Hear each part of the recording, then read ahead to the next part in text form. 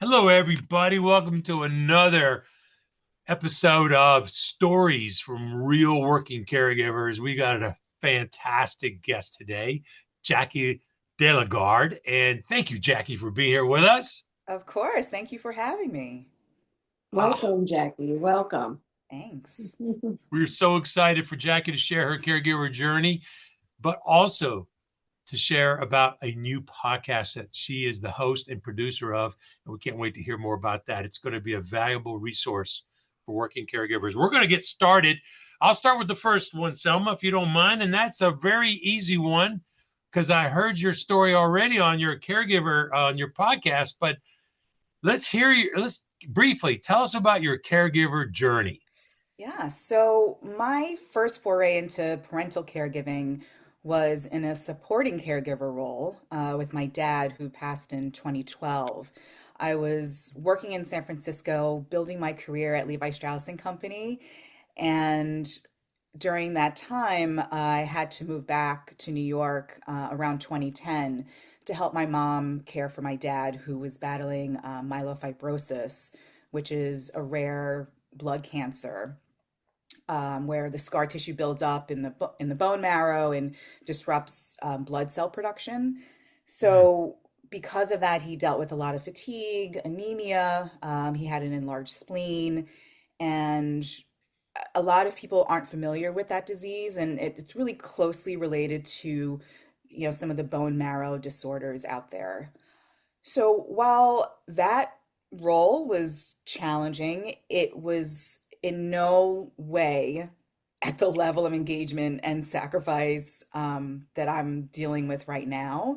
My mom, mm, Violet, has lived with me and my husband since 2013. When my son was born, we were your quintessential multi-generational family. So from 2013, fast forward to May of 2019, my mom fell. And a few weeks later, we were sitting at dinner and she was saying, I kind of feel wonky. And she used that term a lot when she wasn't feeling great. And she looked tired, and I could tell something was off. So the next day, we decided to take her to the ER to see what was going on. And it turned out she had a mini stroke. mm. And the doctor said it was mild and she'd have a full recovery, and, everything should be fine once she's out of the hospital. So fast forward to 2020 in the fall, things really started to change. She was falling a lot more. And, she had a really bad fall in the parking lot of a CVS during COVID. And we started looking for neurologists to give us an explanation of why this was happening because her primary care physician couldn't give us an answer. And we saw multiple doctors, and we finally found Dr. Elias at the Neuroscience Center of Northern New Jersey. And Mm. he had diagnosed her in November of 2021 with PSP, which is progressive supranuclear palsy. And that is a very rare progressive neurodegenerative disease that affects walking, balance, eye movement, muscles, your bladder, and cognition. And it's all due to a buildup of a protein in the brain called tau. And the challenging part of this is it's really a disease that's often misdiagnosed as Parkinson's, but it Mm. progresses a lot faster and causes early falls, stiff movement, swallowing difficulties, and there's no known cure and proven medication that you can take to help with it. And the latest person I heard that had this disease was Jesse Jackson, who recently passed away. Mm. And even then, when I heard about it, there were still news outlets that were saying he had Parkinson's, and many of them had to go back and make a correction that it was in fact PSP, which, for people who are dealing with PSP, that's pretty serious. We want to make sure that people are aware and know that this disease is around. So, from there, she started using a cane. She moved to a walker, and then she became wheelchair bound. And she's lost the use of her legs. Both arms are frozen at a 90-degree angle. Oh, Recently, she's been dealing with dysphagia, which is swallowing issues, and now she's doing something called palalalia, which is repeating words often, and she can only say about 5 or 6 words right now. So those just continue to be repeated over and over again. Um, so that's where I am in this journey. We've had to make changes to care teams. We've switched our primary care team. We have an amazing crew from Vanguard Medical Group in Verona, New Jersey, who does Mm, house calls. We also recently put her on in-home hospice, which has been the best decision we ever made. It's been a huge help, and we work with an incredible organization named Compassus, and they have they've really made this journey much more manageable, and really thankful for both of those teams, because it's a lot to learn this disease, nevertheless take care of someone with it, and they really took the time to learn about the symptoms and the progression and how that's all working. wow. Thank you so much for sharing a story about Mhm. Violet. And shout outs to Vanguard. I'm very familiar with them. As I mentioned to you before the show, I ran a home care agency in your area, Hmm. and Vanguard and we worked very close together. An amazing Yes. provider that comes to homes. And Hmm. then shout out to Compassus Hospice. I got to give those both shout outs to them. Um, just one other quick follow up question. When you mentioned PSP, and I thought I knew it all, I've never even heard of that. And I looked Yeah. it up, and only about 20,000 Americans, they think more now, but Yeah. have it. When you learned about that, where do you go to try to get support and learn more about it? It was tough, Zach. I gotta tell you, you know, looked at every Google search, Mayo Clinic, everything I could Google and find more information about. I looked at YouTube videos, I searched different symptoms, and then I did come across a couple groups on Facebook that specifically deal with PSP and caregivers of loved ones that have PSP. And those groups have been extremely helpful in just making sure that you're understanding the same things that other people are. You're getting a sense of where you are in the stages of PSP, which is really challenging because everybody's different. They give you this time frame of anywhere from 5 to 10 years, and the symptoms vary within those 5 to 10 years. So there's some people who, you know, lose the ability to walk early on, and there's people that don't lose that until the very end, or people have problems swallowing at the very beginning or at the very end. The eye movement is a really significant test of where you are and whether you have this disease. And my mom didn't start showing that symptom up until probably a year ago. So it's a very, very challenging disease. It is rough on a caregiver, and I just wish that more people knew about it and understood it, especially in the medical field, because what I found was there were neurologists that we went to who had no idea what I was talking about. Wow. And that is really frustrating. Yes. So, Jackie, while you were just going back to when you were taking care of your dad, and now while you're taking care of your mom, were you and are you working at the same time? And if so, how is that impacting your work? Yeah. I was working for my dad. When my dad was sick, I was again working in San Francisco, moved back to New York, and was working for Kenneth Cole. And with my mom, I was working at Kate Spade, continuing to build my career when things really started to progress. Um, and what's really challenging is before she got sick, my mom was very hands-on with my son and would take him to school activities and take him to school. And so when that was no longer a safe option, my husband and I realized we had to make a change. And we decided that I would continue to work and he would be a stay-at-home dad as well as a caregiver to her during the day while I was at work. So Mhm. we did that for a while, and until we just couldn't, he couldn't take care of some of those daily functions like showering and taking her to the Yeah, bathroom. She needed someone that could really assist her with that. So then we had to bring in some caregivers. But yeah, I was working the wow, entire time. And what was really great was I had two bosses that were very sympathetic to what I was going through. So I was able to have a lot of flexibility in order to take care of them. that's great. So you did share with your managers that you were a caregiver. Did you share with any other colleagues and maybe find some support there as well? Yeah, I did share my caregiving challenges with certain coworkers because I thought it was important for them to have an awareness of certain limitations and the need for flexibility. And whether that's because one of my caregivers called in sick, or they're on vacation, or a doctor's appointment has come up.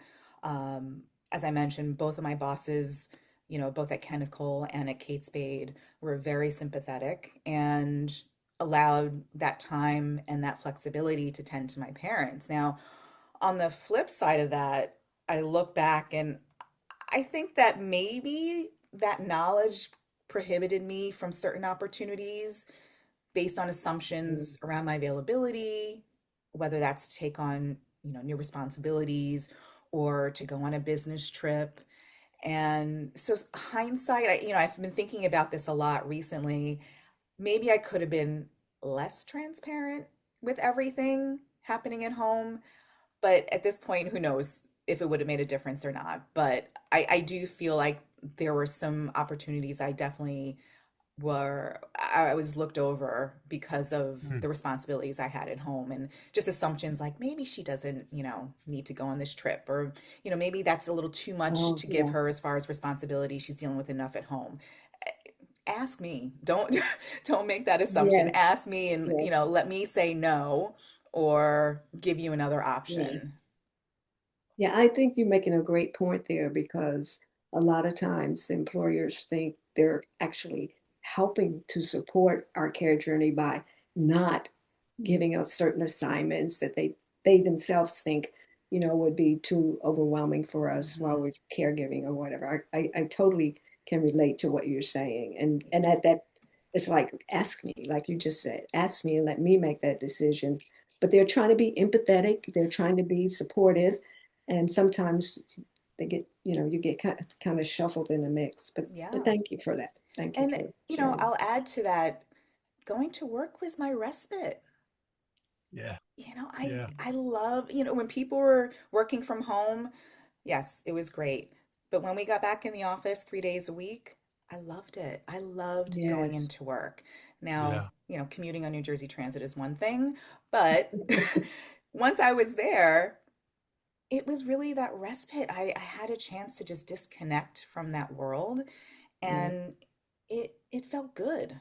So, yes, I had a lot of responsibilities and juggling a lot, but being at work really made a difference. Yeah. Yeah. Wow.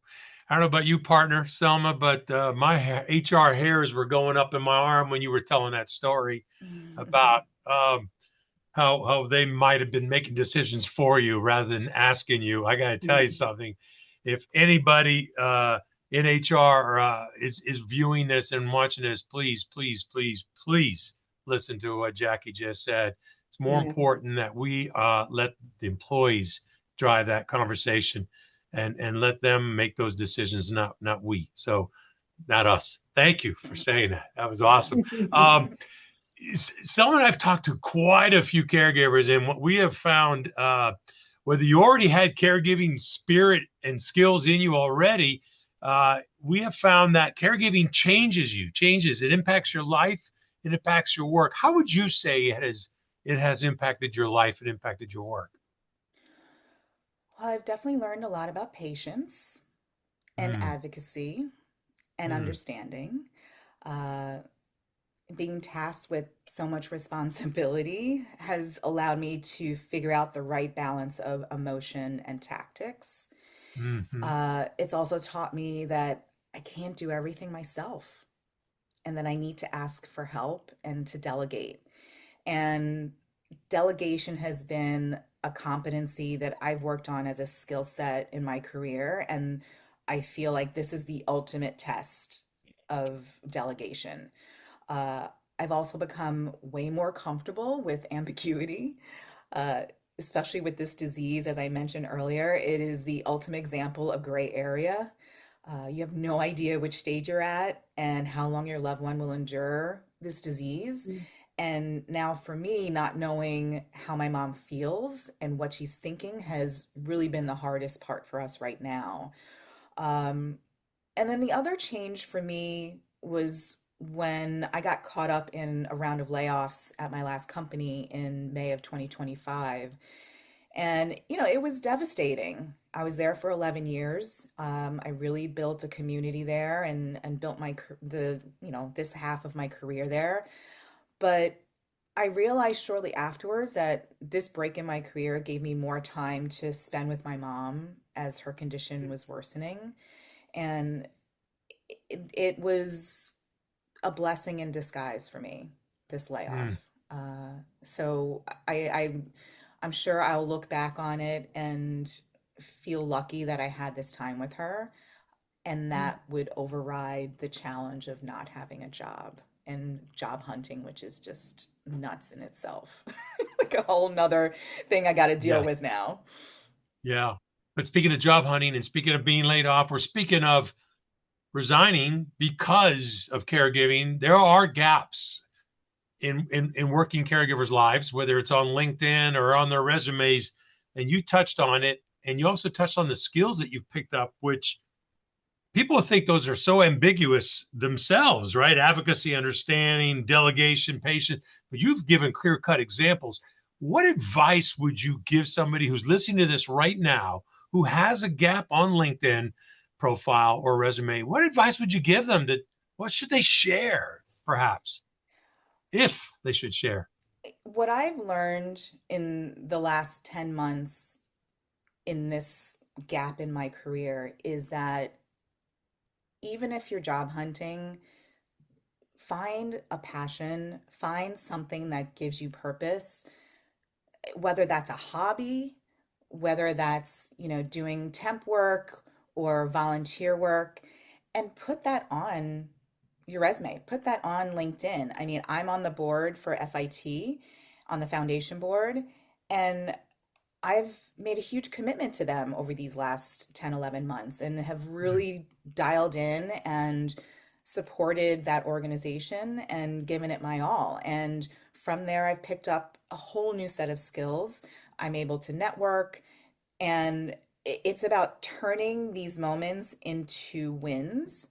I'm working on a book. I've started this podcast. And oh, by the way, I'm still looking for a job. So there's this idea of polyworking that I think is something a lot of professionals are moving towards because number one, who can rely on, corporate America these days to bring you through to your retirement without having to supplement income because you're part of the sandwich generation and you've got yeah. a child at home and you've got a parent at home you've got to take care of. And there's also this need for people to dial in and tap into their passions. And caregiving was something that was a huge passion for me. And I was looking for community in a very different way than a lot of other podcasts were showing up for caregivers. And instead of just sitting around and doing nothing about it, I started this podcast. So just be open and honest. I think when I left my job, I was given outplacement services, and the first thing they said was, "Don't put open to network on your LinkedIn. Don't tell anybody except for recruiters that you're looking for a job. Don't change the date, of when you got laid off. Just leave it blank." And I remember talking to some professionals a couple weeks ago that are part of this women's professional group, and one of the board members said, "Just don't listen to that. Just go for it. You've got to tell people what you're doing." Mhm. You've got to tell people what you're doing. Love Closed it. mouths don't get fed. So put it out there. I think Zach, and I'm going to say this and may be controversial, but part of the challenge is a lot of recruiters and hiring managers either don't understand there's a historical stigma around these breaks in careers, and no one's training them to recognize, wow, okay, someone got laid off in 2025 and they're still looking for a job in 2026. Well, let's focus on what they've been working on and their whole career. Just because I'm out of work now doesn't mean that everything else is negated. Wow. I spent 20 plus years building my career. I don't think 11 months is going to completely wipe that out. Thank you. Thank you. And that I want controversy. Selma and I welcome it. My daughter started as a recruiter and she's now in an HR role, and she will agree with you 150%. Yeah. And we also had Joseph Fuller. Shout out to Joseph Fuller from Harvard Business School. He shared with us that the AI tools today will rule you out if you put gaps. Hmm. So don't do that. Put in there like you said. So thank you, thank you. Yeah. Great Yes. share. So you mentioned your podcast, your Yes. launch of your first episode, which I watched thoroughly, and I'm like chopping at the bit for episode two. Yes. It was just amazing. If that's the caliber that we can expect, going forward, you're going to have some loyal fans very quickly Oh, thank because you, it's Selma. really well done, very insightful. Your first guest, just a great storyteller, Laurie Stokes, very heartfelt. You felt like you were her friend when you finished listening. It's like, oh, she's really, she's really open and Hmm. candid about her experience, no holds barred. But my question for you is, how did this podcast idea come about for you, and what is your vision for the Sure. podcast? I'd love to. So it's called Who Cares About Me? And it was born out of this need to find and build community for parental caregivers and people also taking care of their grandparents. And you've got millions of adults, many of them in the corporate world, balancing careers and families and responsibility of caring for aging parents. And you also have to navigate all these complex decisions, and you got no guidance and no support sometimes. And, as I mentioned, laid off in 2025, trying to figure out my next adventure. And this idea came to me literally January 1st of 2026. And from that day, I was off to the races, getting the concept, getting the vision ready. Um, and here we are 2.5 months later. I've launched my first episode on March 31st. And, you know, Awesome. it is there exploring the realities of parental caregiving with direct conversations with caregivers. Um, and my goal with this podcast is to elevate that conversation around caregiving and provide insights to help families, professionals, organizations supporting caregivers in this stage of their lives. And I truly believe caregiving is not just a personal issue, it's a workforce issue. It's a healthcare issue. It's a societal one. And people need to be more aware of and sympathetic to it. And we need companies to give as much weight and attention to elder care as they do to childcare. This Yes. sandwich generation, we make up 25% of the US population, and it's growing every day. And those caregivers are getting younger and younger. And when you think about the financial toll that this is taking on caregivers, you know, you're spending 20% of your income on childcare. And now you've got to tack on probably the same, if not more, of a percentage to taking care of your parents. It's just the numbers are staggering. Wow. And you've got the financial toll, you've got isolation, you've got exhaustion mentally and physically. And, that can have a serious effect on you and your family. And then you're working 40 hours a week. You're tacking on how many other hours you have taking care of your loved one.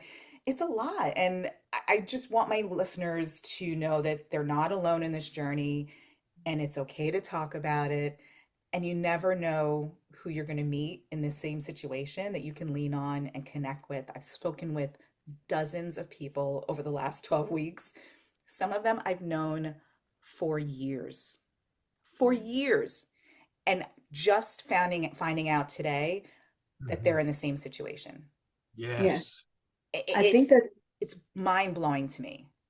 I think one of the main things I walked away with from your, and I'll ask you, what is it that you would want people to walk away with from your podcast? But one of the points that I walked away with was the fact that you chose Laurie Stokes as your first guest really spoke volumes about we're not in this alone. This can happen to anyone. You chose a very public figure with a very public background in terms of her dad being U.S. senator and all Hmm. this, just a long history of being in the limelight, being in the public view. And yet, who knew that she had all this stuff going on in her life in the Yeah. background off camera? And she walk on the camera and do her job and do it very well. So it really drove home to me that, wow, I'm in good company. And I, I you had know, been following her for many years on social media, and she had posted many years ago when she was taking care of her mom a picture of her and her mom, and it yes. was just a picture of the back of them. And for some reason, Selma, that picture stayed in my head up until I started this podcast. And that was the first person I thought of for this podcast. I Yes, have to reach out to it's Lori. perfect. And it's just a testament to her. I literally DM'd her on Instagram and she got back to me. Wonderful. So So just a, what is it that you want your podcast audience to walk away with? What is the main thing? I want them to know that they're not alone. And I want them to know that this is an opportunity for them to listen to stories in totality. I, I have the way that I operate, I'm a listener. And I act this way in a corporate setting, in my personal life. I'm a listener. I cannot stand when people interrupt me. And so what I brought to this podcast and my style of interviewing is to just let people talk. Because I think that when you're a caregiver, you find that you get in front of people and you start sharing your story, and then you start getting unsolicited information, unsolicited advice. And a lot of times, caregivers just want to be heard. And I've made a conscious effort to build this community and show that there is an opportunity to just listen to people. And if we need help, we'll ask. But Mhm. just listen, take it in, empathize, validate, and connect. That's all I want from this podcast is to show that this is a way to talk to caregivers and to listen to them is just to let them speak. Yes. Well, one last question, and you asked this of Lori at the end of the podcast, and that was, and I thought it was great. You asked her, how are you taking care of you? So I'm asking you, Jackee, as you're caring for your mom so well and so thoroughly and so lovingly, how are you taking care of you? It's been a journey and I'm getting better and better at that. Um, I will say my biggest support system is my husband, Clarence, and he has been the best partner in this journey. I could not have done this without him, both caregiving and this podcast. And he had already been a caregiver to his late mother and was really helpful with my dad and has gone above and beyond his son-in-law role for my mom. And I will be forever grateful to him. And one of the things I'm also grateful for is his ability to tell me to chill, take a beat, go for a walk or, you know, grab a massage or do you want to talk about it? Just being there as a support system, not talking at me and really being my partner in crime when it comes to this caregiving. I don't have caregivers every single day for every single hour. So there are moments where we have to unite and take care. And he helps with her. He's seen parts of my mom he probably should have never seen before as a son-in-law, but that's what happens when you step in and you help a loved Mhm. one. You look past all of that. I have the support of my two brothers who each contribute to this journey in different ways as well. And together, the four of us do the best we can with what we're given. And I think for me, just taking that me time, I really love spending time with my son, Jack, who's 12, and he makes me laugh, and he's extremely empathetic, and caring. And, those moments where we can just be a family together are just mean the world to me. Right. Thank you. I wholeheartedly echo Selma's comments. Your show is spectacular. I mean, um, and the fact that you're allowing your guests to speak is evident. Sometimes you get tired of listening to podcasts where the host is talking more than they should be. I think you were, I didn't do the exact math, but you were about 5% and your guest was 95%. And that was Yeah. fantastic. I Yeah. also just love in your trailer, you said you really want to make sure that this is an experience where your guests are sharing real experiences, where there's a lot of reflection going on and connection. I Hmm. love that. And I certainly felt all three of those listening to your first show. Can't Wonderful. wait for so many more. Going to ask you our favorite question. I know that you said you just want to hear your guests and not get their advice, but we do want your advice on this one. Okay. We're going to ask you if you were to go back before your caregiver journey started.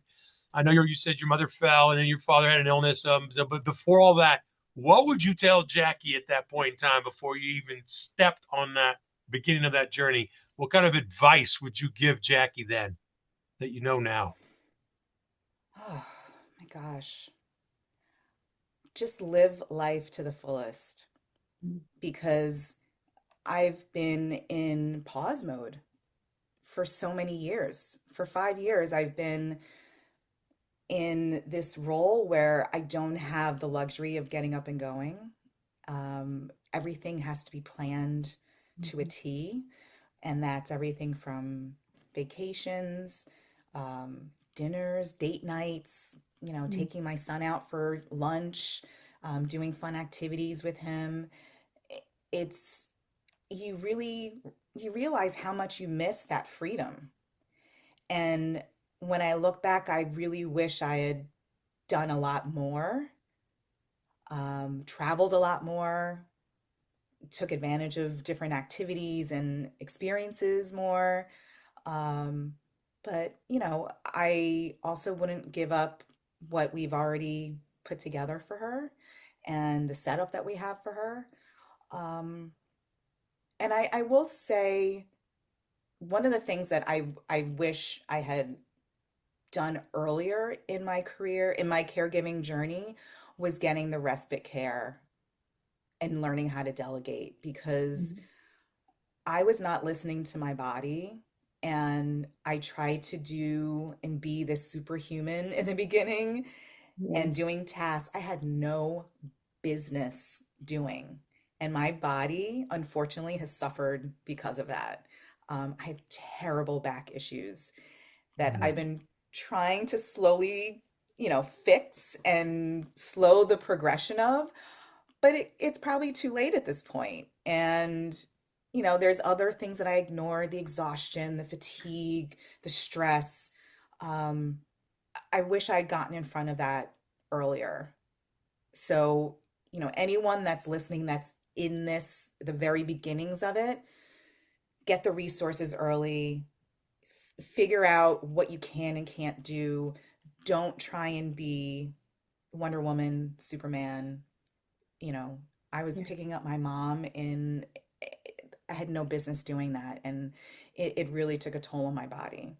Mhm. So pay Great attention to advice. your body, listen, Yeah. because Great. it's telling you no. Yes. Great advice. Thank you. Zach and I have this saying we always say, it's okay to let go of the guilt and give yourself grace. Yes. because we're not, like you said, we're not superhumans.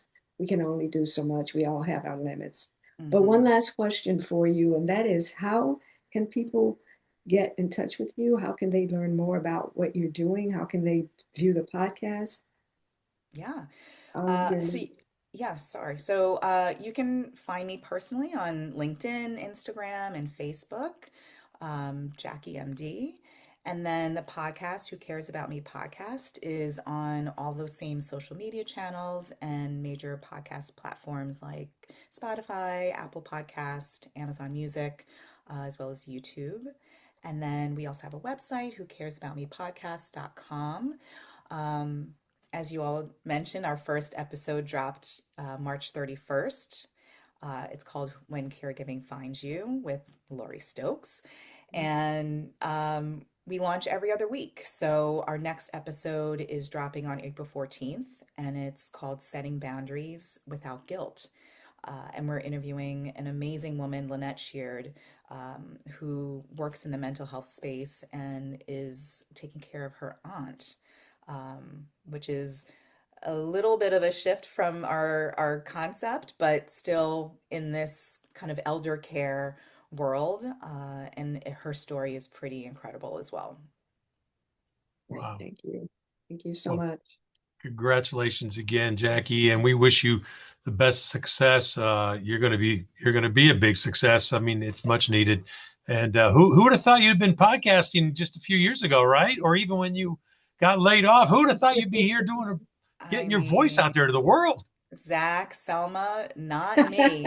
I was the last person who wanted to be in front of any audience, any camera. I couldn't stand my voice. Everybody keeps telling me, I love your voice. It's so soothing. Yes, I don't know. It's you see yourself and you see something yes. different than everybody else sees. So, I just put all that aside and just went for it. And it's been an incredible journey and the opportunity to meet people like you too and some of the other guests that are coming up. I think the listeners are going to be really inspired and continue to feel that community as we go through this entire season. Can't wait. Thank you, Jackie. Thank you. Thank you so much. It's great to meet you Great to and meet you learn all about your too. story. Thank you. Honor and a pleasure. Yeah, Thanks. thank you.